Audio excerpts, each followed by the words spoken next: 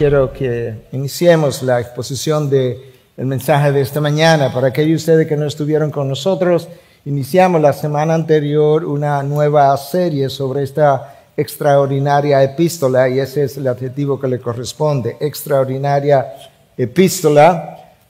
Y titulamos esta serie La condenación del hombre y la salvación de Dios. Dijimos que esta carta es el magnum opus del apóstol Pablo, la obra cumbre, 25 años después de haber sido salvado, cuando ya él era un teólogo consumado, maduro, que había procesado las verdades que había leído, recibido de parte del Señor Jesucristo, y ya estaba listo para escribir algo como lo que terminó escribiendo. Y dijimos también que esta carta ha estado detrás de la mayoría de los grandes avivamientos, de alguna manera u otra. Estuvo detrás de la conversión de Martín Lutero, estuvo detrás de la conversión de Agustín de Hipona cientos de años antes, estuvo detrás de la conversión de John Wesley y muchos otros por igual.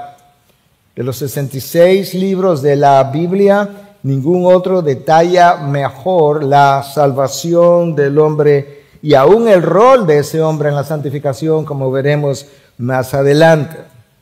En Romanos, el apóstol Pablo explica con lujo de detalles que la salvación es una iniciativa de parte de Dios para un hombre que estaba destituido de su gloria, sin mérito alguno, condenado, y que esa salvación es ofrecida por gracia, por medio de la fe, basada en la obra, la persona del Señor Jesucristo.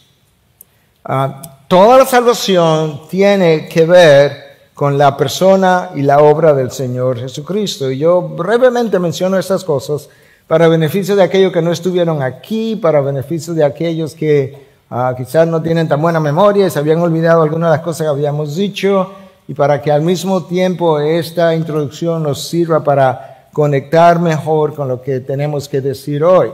Recuerden que en el mensaje anterior nosotros cubrimos básicamente un versículo, Romanos 1:1, y dijimos a manera, ¿verdad?, de broma, que a ese paso algunos estarían pensando que estaríamos aquí hasta el regreso de Cristo en Romanos. Pero le prometí que no sería así, de manera que hoy estaremos cubriendo desde el versículo 2 hasta el 7.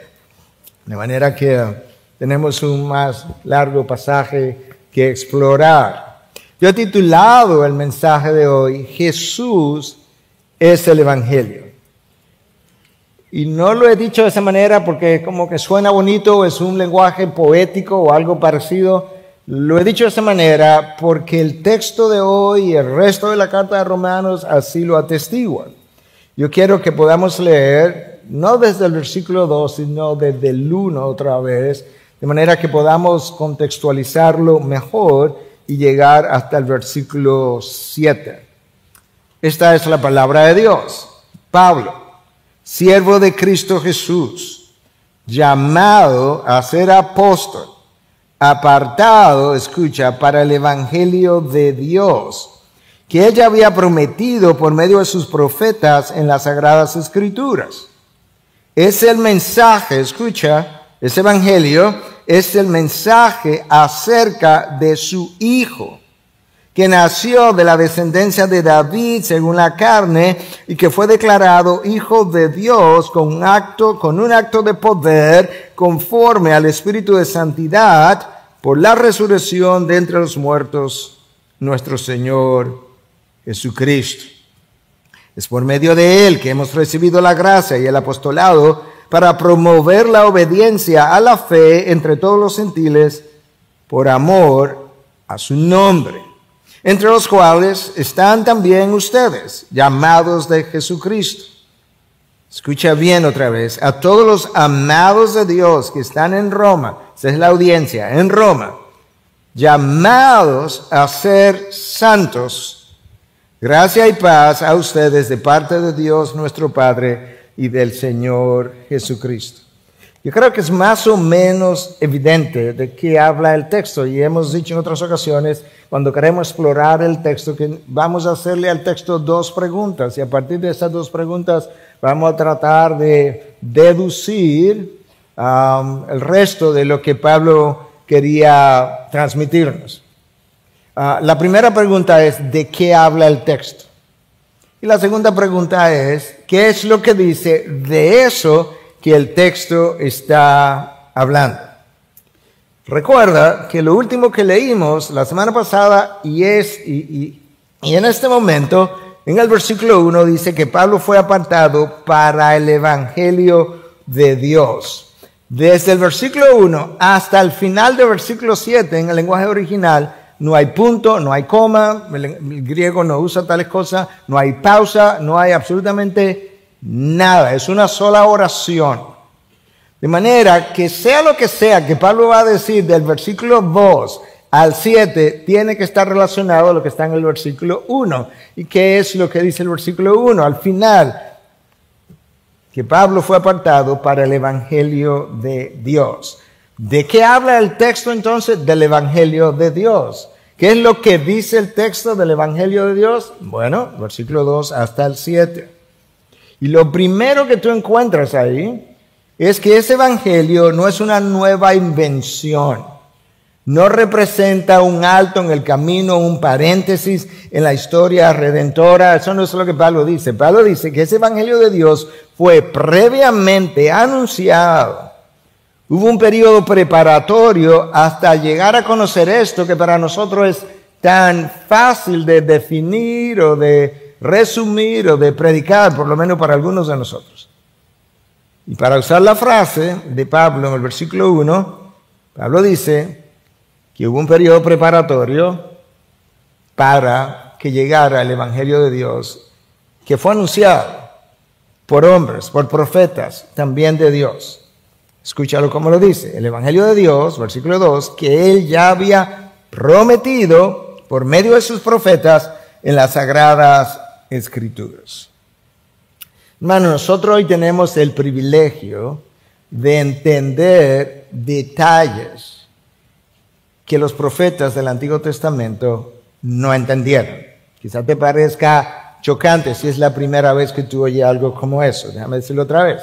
Nosotros tenemos el lujo, el privilegio de entender el mensaje que ellos profetizaron y que habiéndolo profetizado no lo entendieron. Y yo te lo voy a ilustrar o te lo voy a mostrar desde la misma escritura, que esa fue la realidad. Los profetas anunciaron algo que vendría en el futuro. Y después de anunciaron, trataron de investigar, de escudriñar, de preguntar acerca de lo que acababan de anunciar, porque no lo entendían. Y Pedro nos dice exactamente eso en su primera carta, capítulo 1, versículo 10 al 12. Escuche. Acerca de esta salvación, por medio del evangelio, los profetas que profetizaron de la gracia que vendría a ustedes, diligentemente inquirieron y averiguaron, procurando saber qué persona o tiempo indicaba el Espíritu de Cristo dentro de ellos al predecir los sufrimientos de Cristo y las glorias que seguirían. A ellos les fue revelado que no se servían a sí mismos, sino a ustedes, en estas cosas que ahora le han sido anunciadas mediante los que le predicaron el Evangelio por el Espíritu Santo, enviado desde el cielo, cosas a las cuales los ángeles anhelan mirar.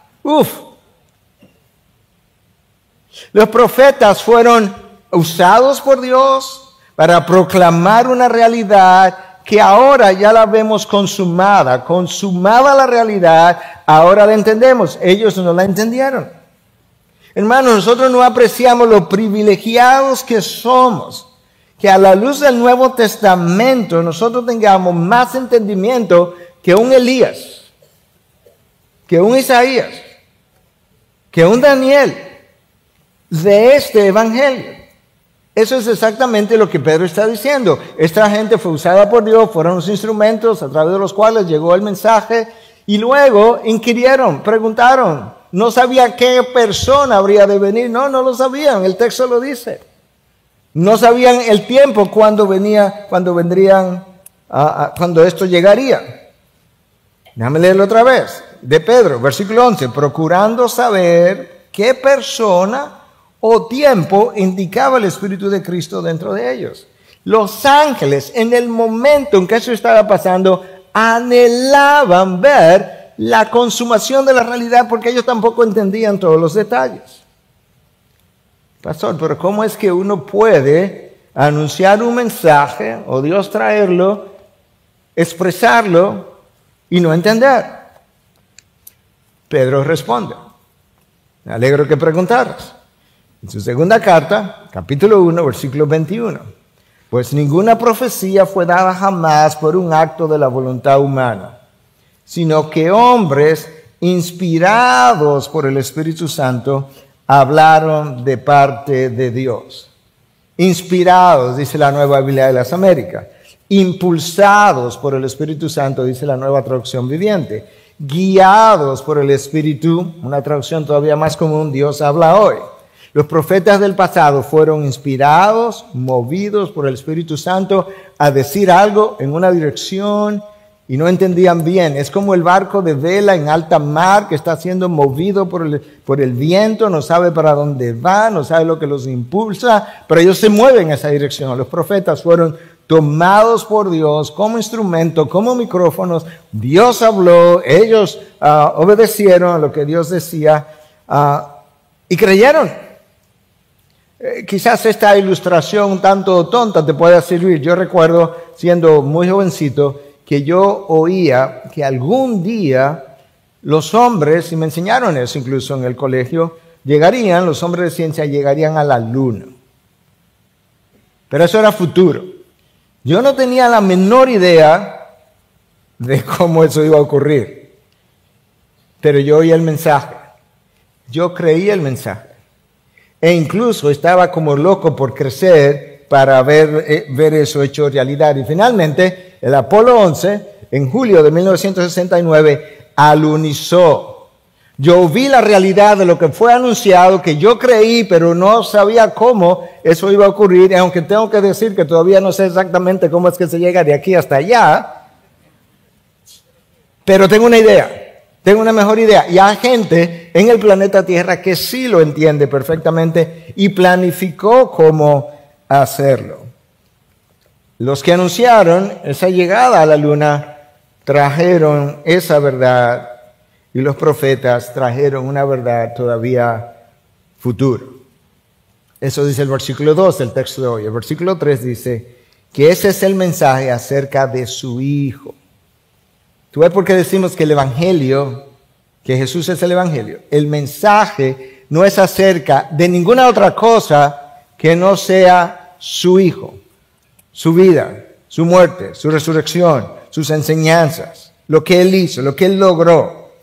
Jesús es el Evangelio. Tanto así que Pablo dice en el versículo 1 de Romanos, lo vi la semana pasada, que ese es el Evangelio de Dios, pero cuando llega al versículo 9 del mismo capítulo donde no hemos llegado, dice que ese es el Evangelio de su Hijo. El Evangelio de Dios, que es buenas nuevas, es el mensaje de su Hijo. Claro, porque Él es el objeto y el sujeto de ese mensaje. Él es el protagonista del mensaje, pero de Él es que habla el mensaje.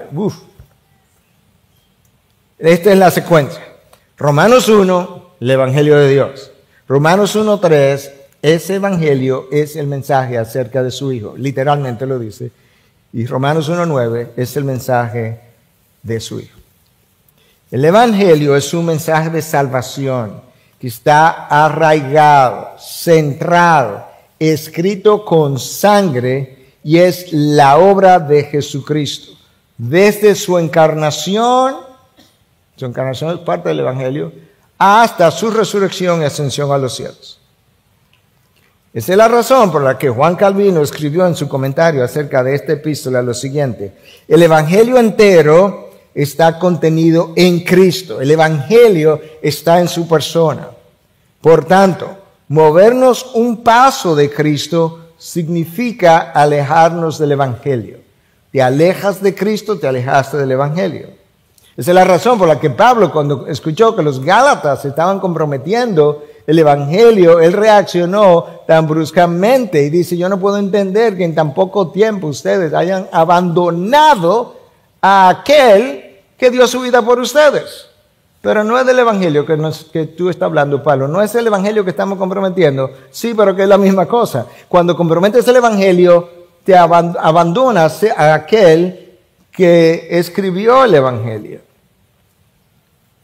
James Montgomery Boyce en su comentario dice, el cristianismo es Jesucristo.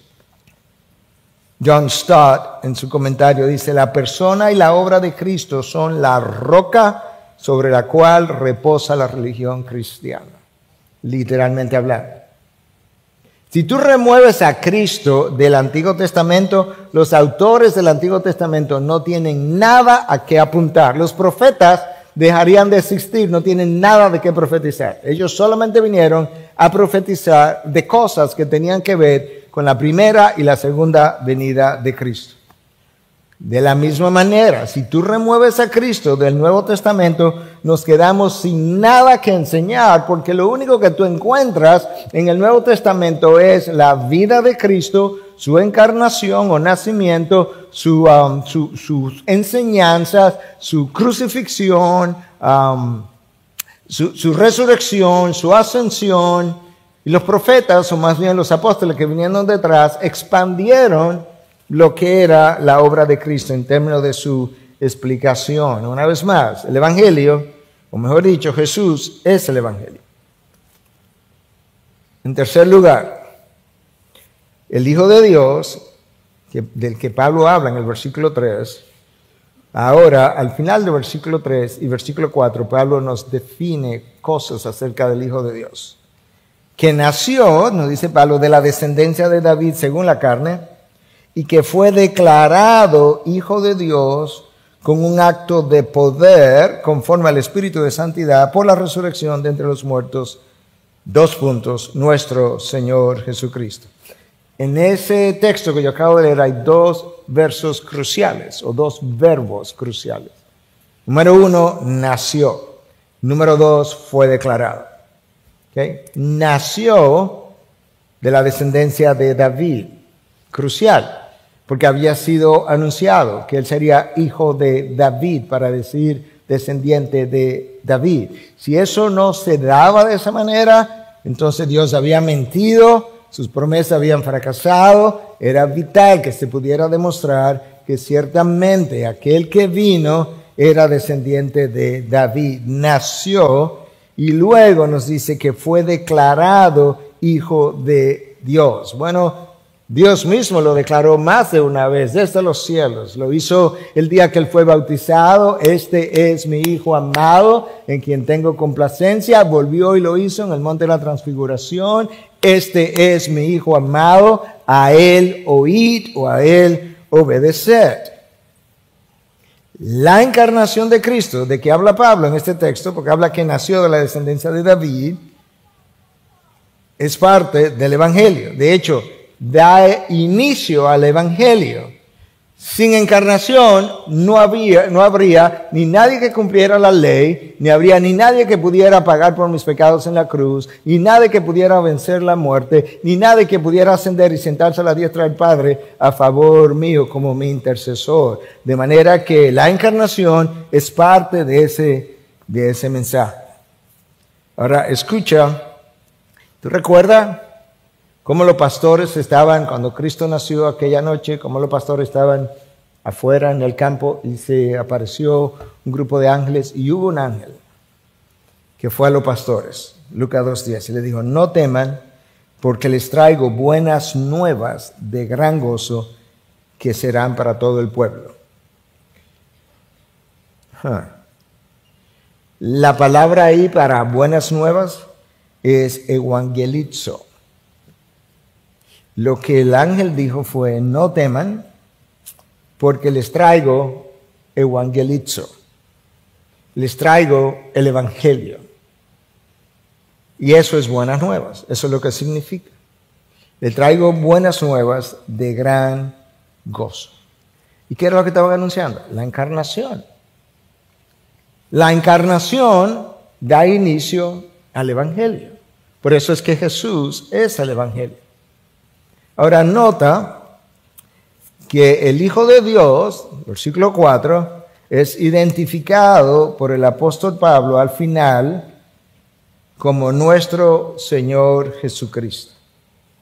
Nosotros tenemos un problema, o más de uno, con la palabra Señor, porque estamos tan acostumbrados a usarla con relación a Cristo y con relación a otras personas, que no significa gran cosa. De hecho, frecuentemente nosotros oramos y decimos, Señor, tal y tal cosa, y casi la palabra es usada como un nombre. Pero Señor no es un nombre para Él. El Señor es su oficio, su función, es una declaración de cómo Él reina, y esa palabra no es tan ligera en lo más mínimo. Cuando nosotros leemos las Escrituras, uno de los problemas que corremos es que tenemos textos tan familiares y leemos palabras como esta, como Señor Jesucristo, y es como, sí, yo sé que ni siquiera me percato que antes de Jesucristo aparece la palabra Señor. Esa palabra es monumental. Hermanos, si Jesús es tu Señor, cuando tú y yo desobedecemos, eso es un desafío abierto a su autoridad. Pecar no es tan sencillo. Cada vez que violamos la ley de Dios, conociendo lo que Dios prohíbe, desafiamos la autoridad del Señor y pecamos contra Él. En términos sencillos, pecar es obrar contra Dios. Yo sé que Dios prohíbe esto, no me importa, yo lo voy a hacer. Pecar es deshonrar el evangelio del Padre y del Hijo. Pecar, cada vez que yo peco, yo acabo de negar el señorío de Cristo. Tú no me mandas. No tengo que obedecer eso ahora, hoy. Pecar es ignorar la santidad de Dios. Pecar es manchar el nombre de Dios, del Hijo y del Espíritu. Dada esa realidad, Piper pregunta, Pastor John Piper, ¿por qué la gente, escuche, puede indignarse emocional y moralmente por la pobreza y la explotación y por los prejuicios y el aborto y las infracciones de la libertad religiosa y las múltiples injusticias del hombre contra el hombre? Y sin embargo, esa misma gente sentir poco o ningún remordimiento o indignación porque Dios es ignorado, no creído, desobedecido, deshonrado y por lo tanto menospreciado por millones y millones de personas en el mundo. La respuesta, dice Piper, es pecado. Y escuche, y ese es el pecado, es el último ultraje, insulto del universo. Es peor cuando los hijos de Dios sabemos indignarnos, que debiéramos, por las injusticias que vemos en la sociedad, pero cuando nosotros mismos ignoramos a Dios y violentamos quién Él es y lo que Él es, no nos causa ni remordimiento, ni indignación, ni ninguna reacción. Cristo dijo y sigue diciendo, es imposible obedecer a dos señores. No puedes complacerme a mí, diría Cristo, y complacer tus deseos al mismo tiempo. No ocurre eso. Cuando complaces tus deseos, tú eres el Señor de tu vida y tú ignoras, desautoriza o desafía mi señorío. El hecho de que complazcas tus deseos y de manera recurrente, diría Cristo, implica que yo no soy tu Señor. Y si no soy tu Señor, no soy tu Salvador. Y si no soy tu Salvador, no estás en la fe. Y si no estás en la fe, no tienes salvación y estás bajo condenación. Esta palabra, Señor, no es tan liviana. Escucha lo que dice Juan 3:36. El que no obedece al Hijo, obedece. Juan aquí no está usando cree, obedece. El que no obedece al Hijo no verá la vida, sino que la ira de Dios permanece sobre él. Cuando tú naces, la ira de Dios está sobre ti. Antes de recibir a Cristo, la ira de Dios está sobre ti. Juan dice, si tú no vives una vida de obediencia, esa ira no ha sido apartada de ti, continúa contigo. No estás en un estado de salvación. Esa verdad sola es intimidante. A mí me intimida. Nos debe llevar a la reflexión. El que no obedece al Hijo está en condenación, dice Juan. Hermano, yo te digo esto, te lo digo en el nombre de Cristo.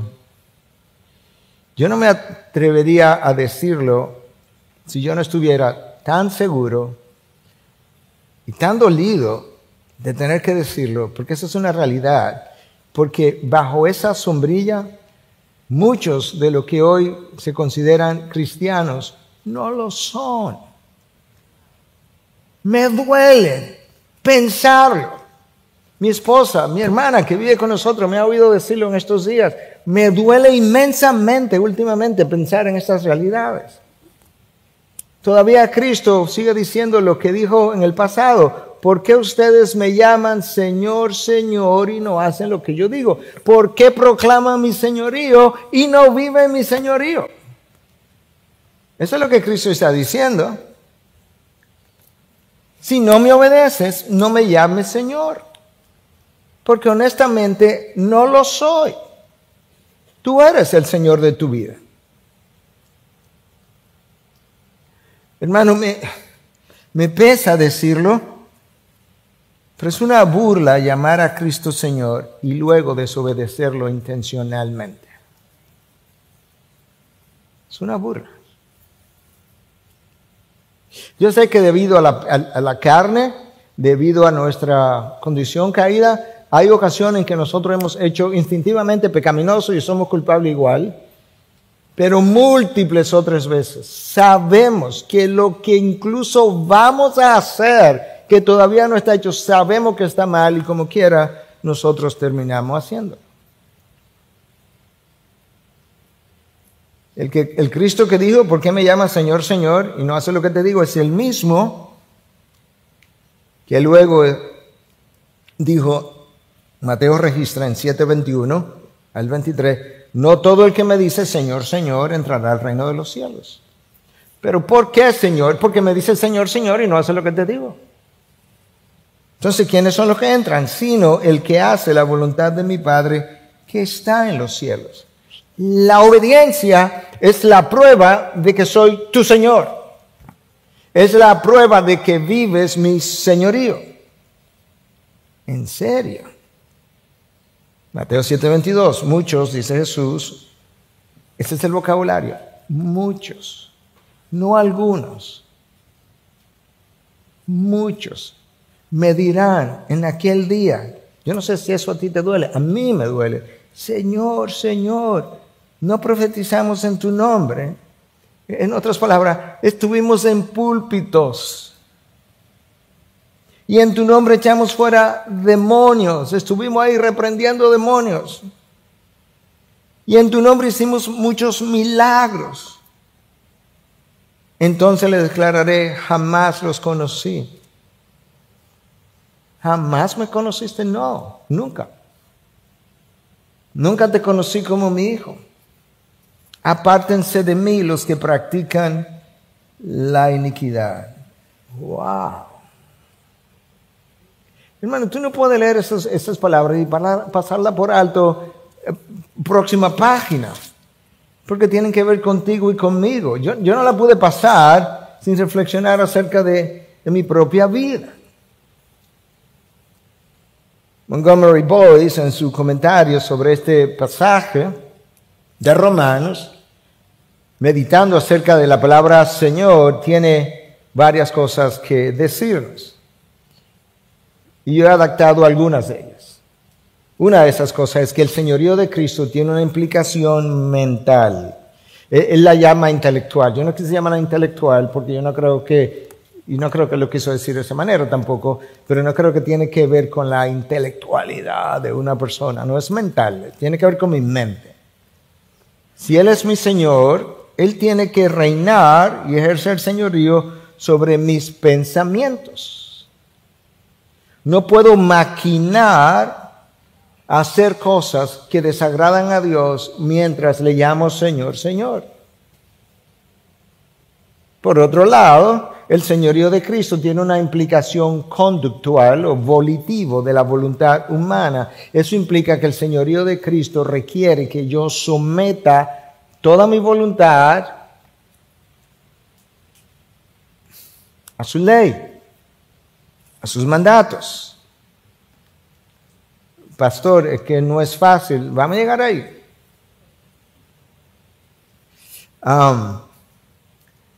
Si esto tiene si el señorío de Cristo tiene una connotación conductual, eso implica que yo no puedo vivir un estilo de vida del cual yo no pueda hablar públicamente. No puedo vivir un estilo de vida que tenga cosas que yo necesite esconder.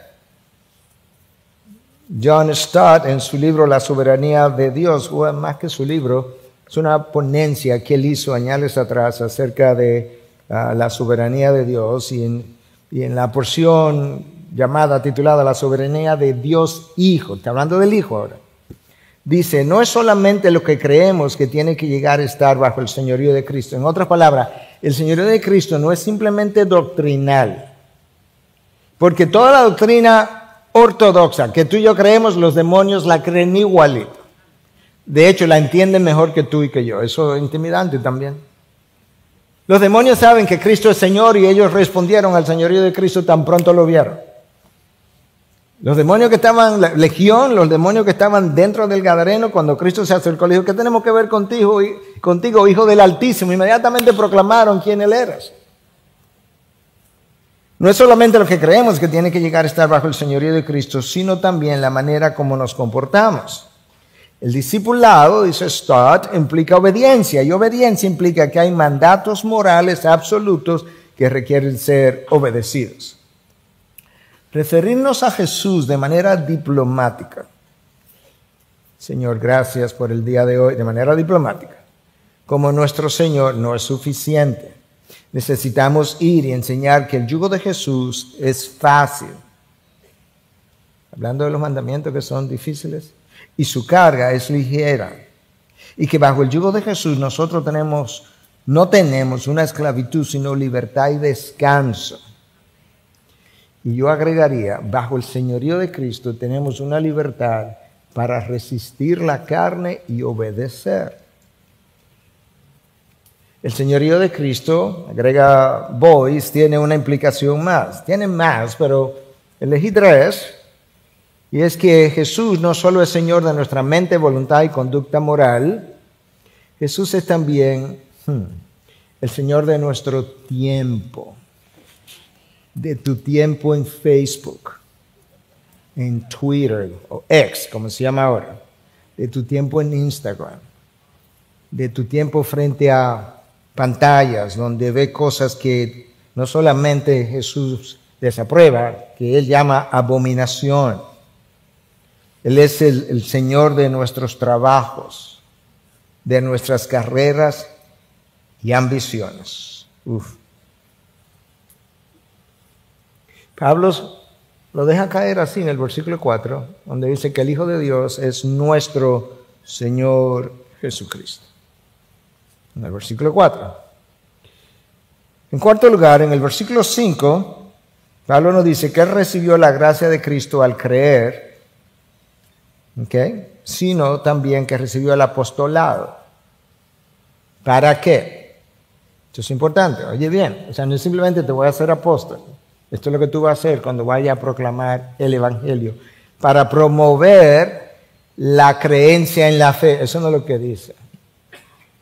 Para promover la obediencia a la fe entre todos los gentiles por amor a su nombre.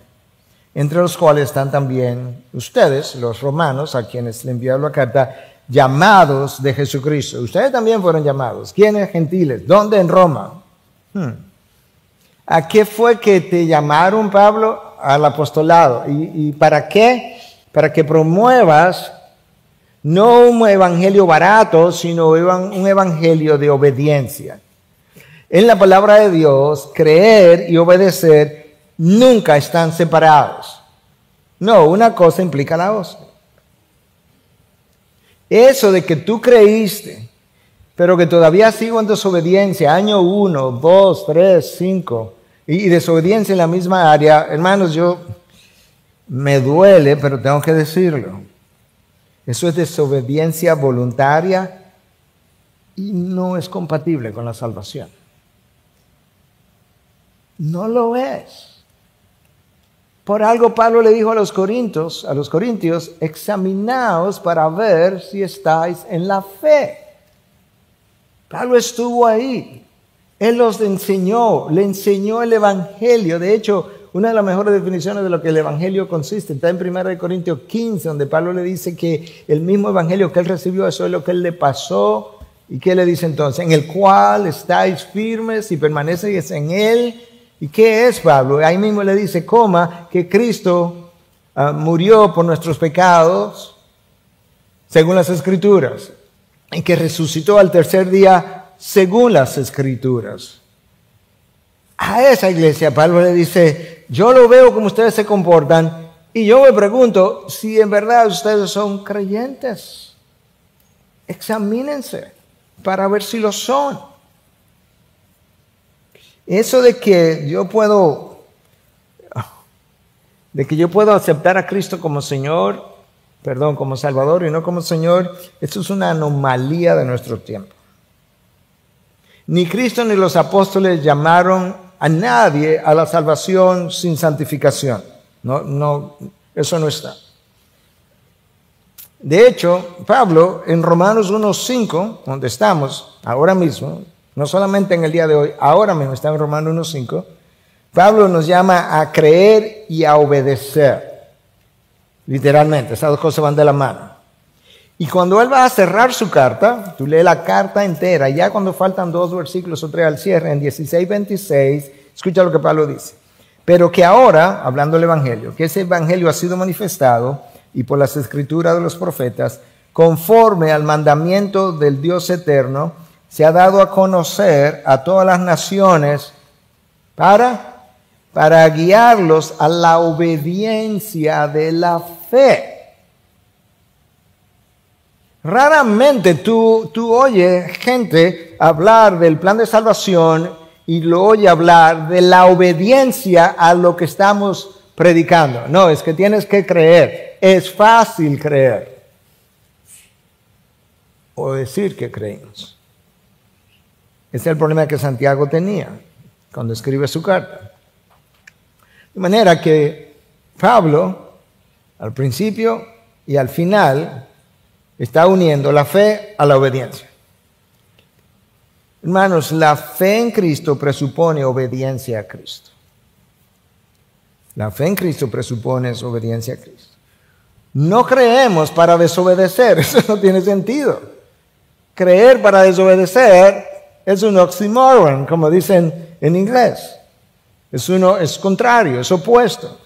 Se supone que creemos para obedecer a quien le hemos creído.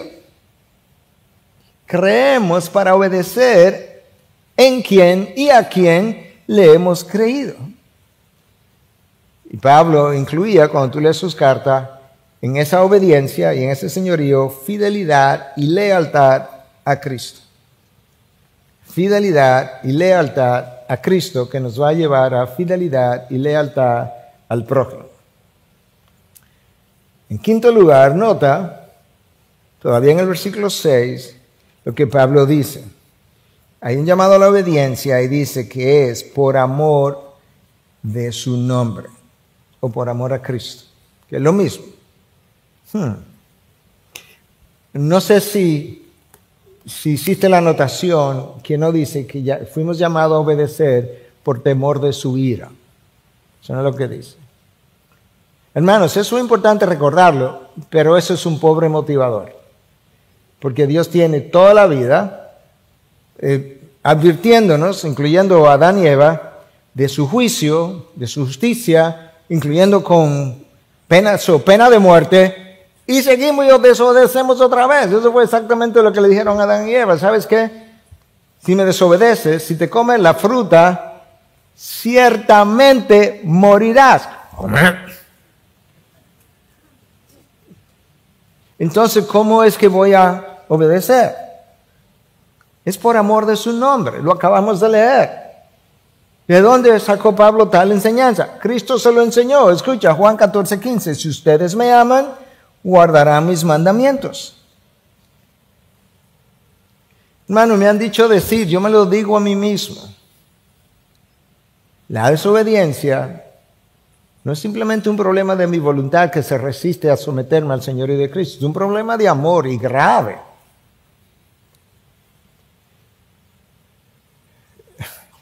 Pastor, que no es fácil.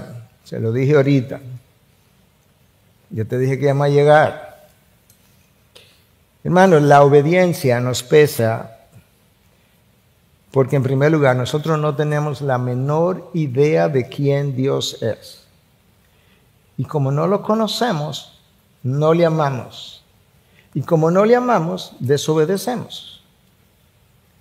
Nosotros no tenemos idea de lo que Dios ha hecho por nosotros.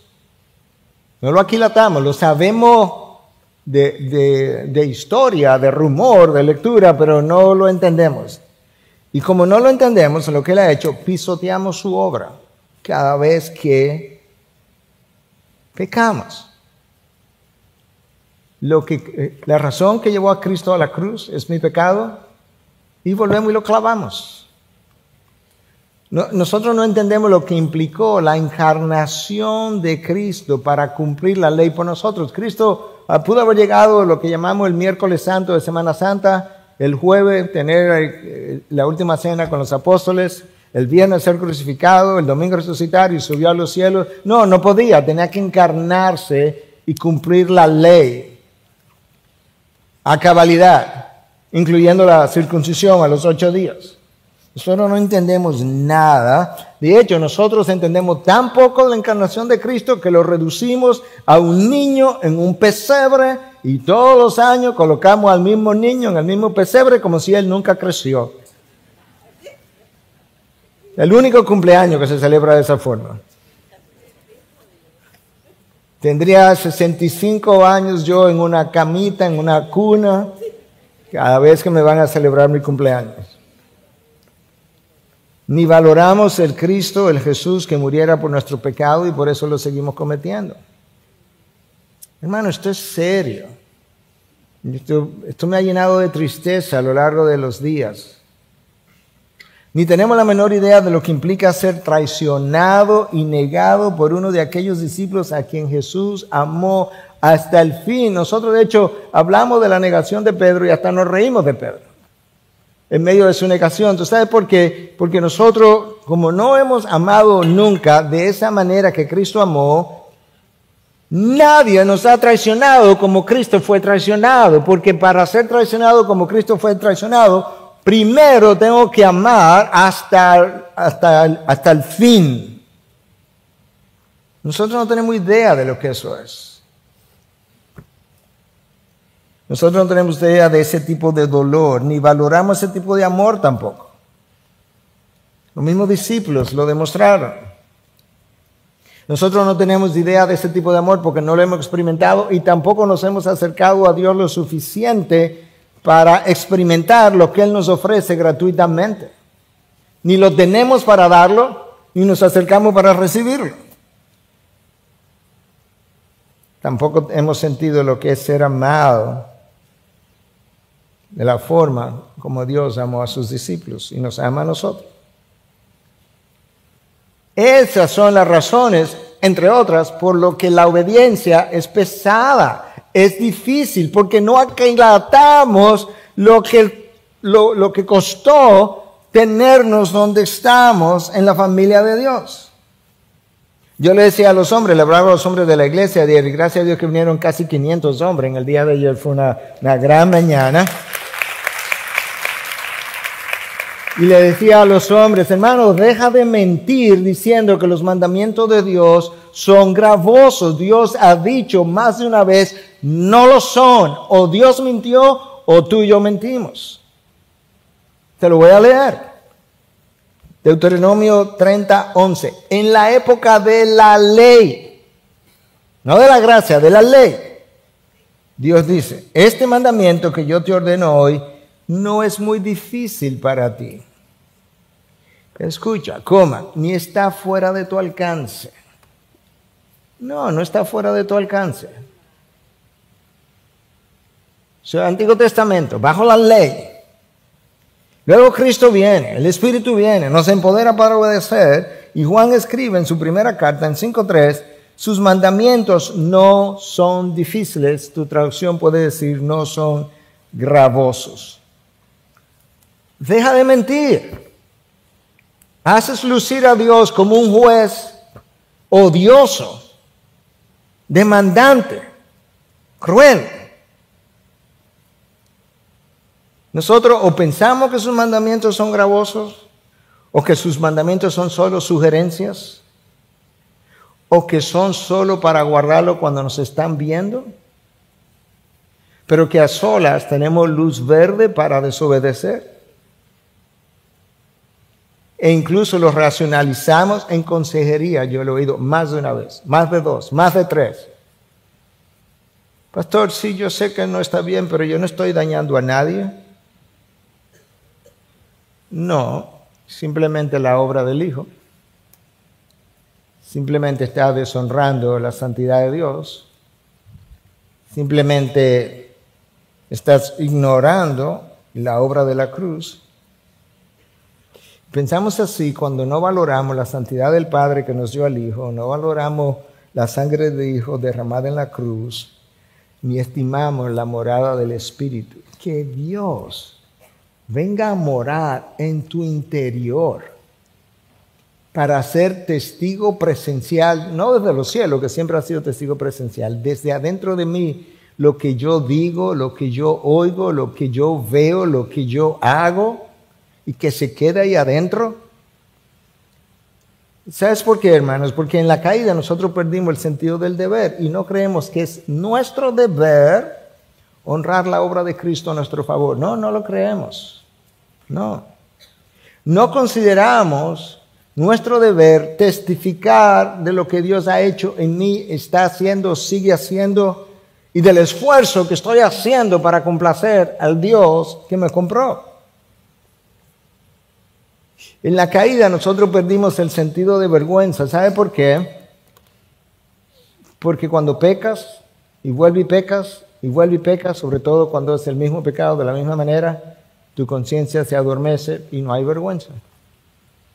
Ni delante de Dios, ni en tu interior. De hecho,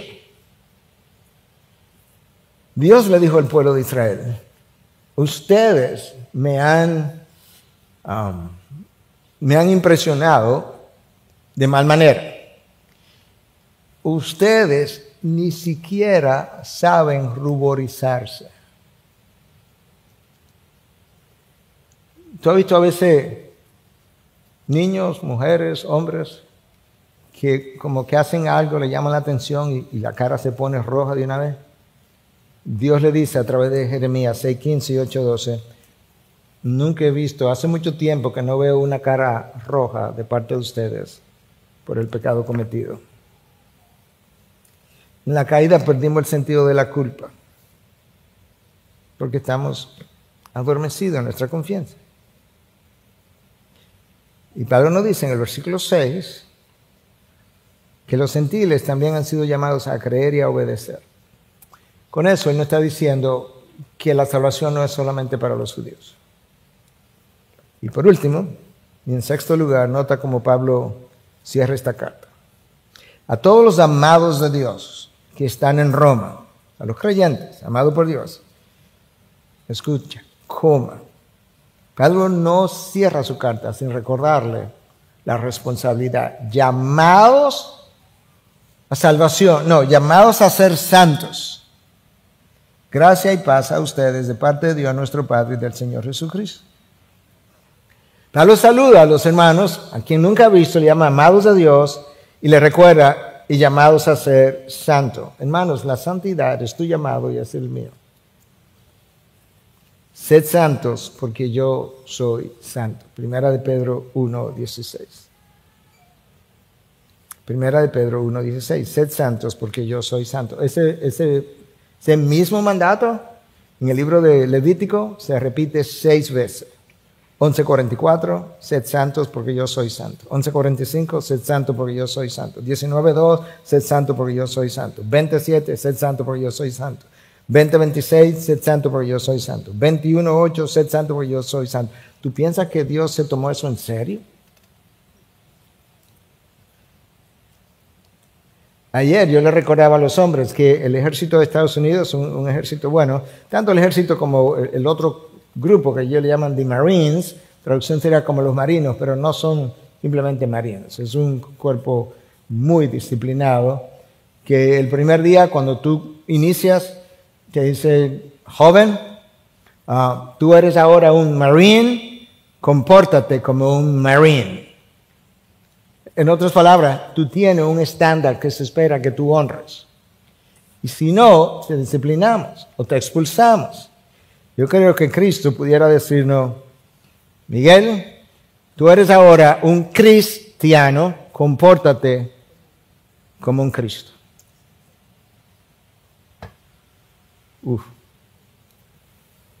Oswald Chambers escribió en una ocasión que el destino final del hombre no es felicidad ni salud, sino santidad. Dios no es una máquina eterna al servicio del hombre. Él no vino a salvar al hombre de su miseria. Él vino a salvarlos porque Él los creó para ser santos. Hermanos, si eso es verdad, déjame decirte algo que yo escribí hace mucho tiempo, brevemente. Si eso es verdad, que fuiste creado para ser santo, Dios no va a escatimar ni dolor, ni dificultad, ni desierto, ni angustia, ni pérdidas, ni sinsabores para que llegue a ser santos. No importa si te duele, no importa si te molesta, si te frustra, no. Hermano, la palabra santo tiene 2 acepciones. La primera no es pureza, aunque somos llamados a hacer de esa manera también, pero le hemos dicho otras veces, kadosh. Y kadosh implica ser santo, separado, quise decir. Kadosh significa ser separado. Dios nos está diciendo, apártate, sepárate, aléjate, distínguete, distánciate, despréndete, desarticúlate, distánciate. ¿De qué, pastor? Gracias por preguntar. De nuestro estilo de vida anterior, de nuestros hábitos ofensivos para Dios, de nuestra manera de pensar, de nuestra manera de vestir. Mi esposa y yo hablábamos anoche de 2 restaurantes diferentes, no sé si son de los mismos dueños en la capital, con código de vestimenta para entrar al restaurante secular, que no es una iglesia. De nuestra manera de hablar, de los lugares que frecuentamos, de las amistades que tenían, y de todas aquellas cosas, personas, hábitos, costumbres que deshonran, no, déjame decirlo con el lenguaje del autor de Hebreos, todas aquellas cosas que tienen por inmunda la sangre del pacto. Eso es lo que el autor de Hebreos dice en 10:29, que nuestros hábitos pecaminosos tienen por inmunda la sangre del pacto. Hermano, la única marca, el único distintivo que garantiza que ciertamente nosotros estamos en la fe o que estamos en un estado de salvación es un estado de santificación progresiva. Eso es intimidante, pero es verdad.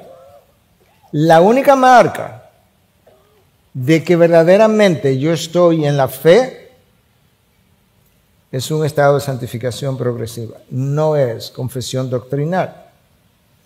Alguien lo decía de esta manera: si la santificación no se está produciendo, esto implica que la justificación no ocurrió. Y justificación es tu salvación. Y si la justificación no se ha producido, tampoco la salvación se ha producido. Hermano, no nos engañemos. Cuando Juan el Bautista vino, dijo, dad frutos de arrepentimiento. No dijo simplemente, arrepiéntete. Yo puedo hacer eso aparentemente. No, es que de los frutos que se supone acompañan al arrepentimiento. De hecho, eso es lo que Santiago dice en su carta. Oye, no me hable de tu fe si tú no tienes nada que mostrarme. No tiene frutos. Esa es una fe muerta. Mejor yo te voy a mostrar mi fe por las obras. ¿Cuáles obras? Los frutos de arrepentimiento. Hermanos, a todos nosotros queremos ser usados por Dios. Todos. Quisiéramos ser usados como el apóstol Pablo. Pero hay un problema. Y es que hay un grado, hay una relación directa entre mi grado de santificación y el uso que Dios me da. 2 Timoteo 2:21. Por tanto, si alguno se limpia de estas cosas, ¿notaste?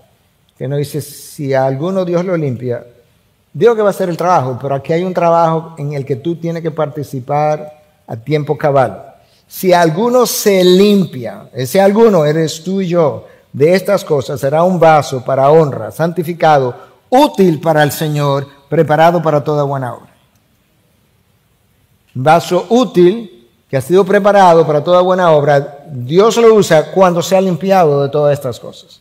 ¿Y cuáles son esas cosas? De la vida anterior, de las pasiones del corazón impuro, de las malas intenciones, de los hábitos